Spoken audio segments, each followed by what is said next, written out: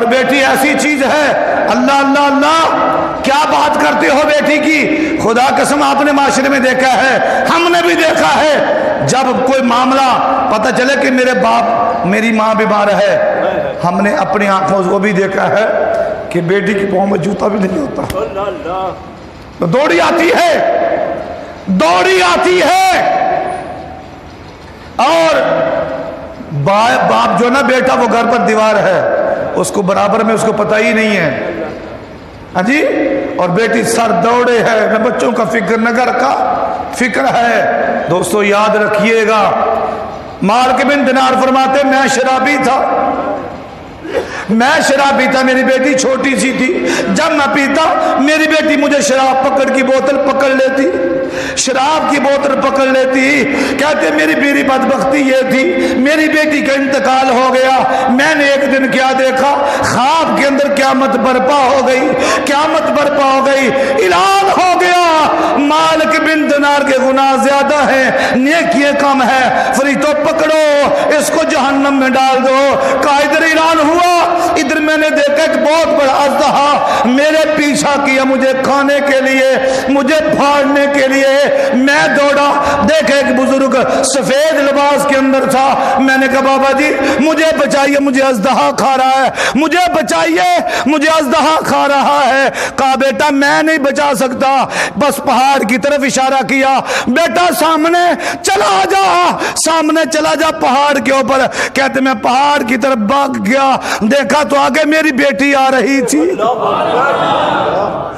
آگے میری بیٹی آ رہی تھی، آگے میری بیٹی تھی، بیٹی دوڑتی میرے گلے لگ گئی، میری گود میں بیٹھ گئی، اژدہا سامنے آ رہا تھا۔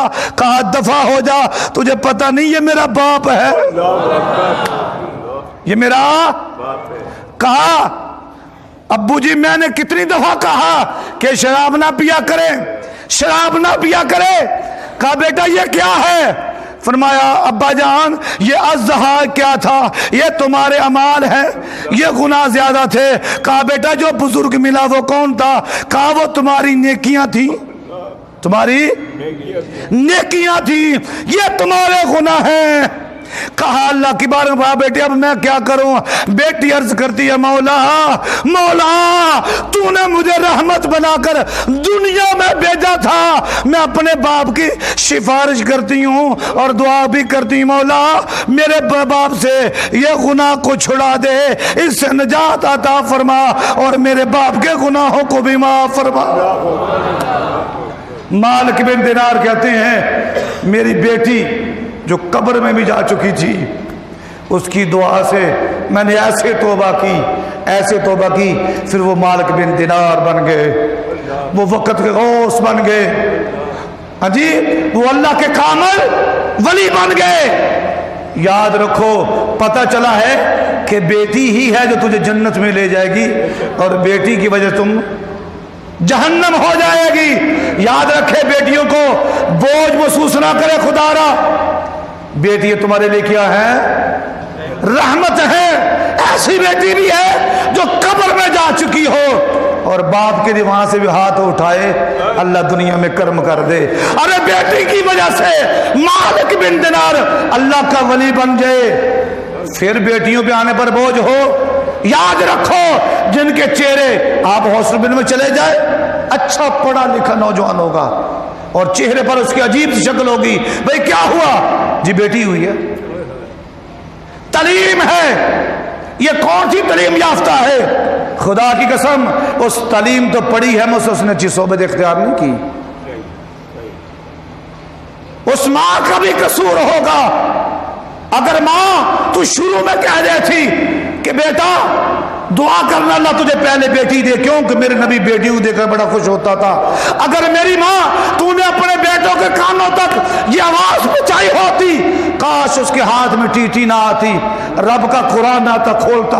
کہا مولا مجھ پر کرم کیا ہے کہ بیٹی دی ہے جو میرے لیے بخشش کی اور نجات کا ذریعہ بن جائے گی۔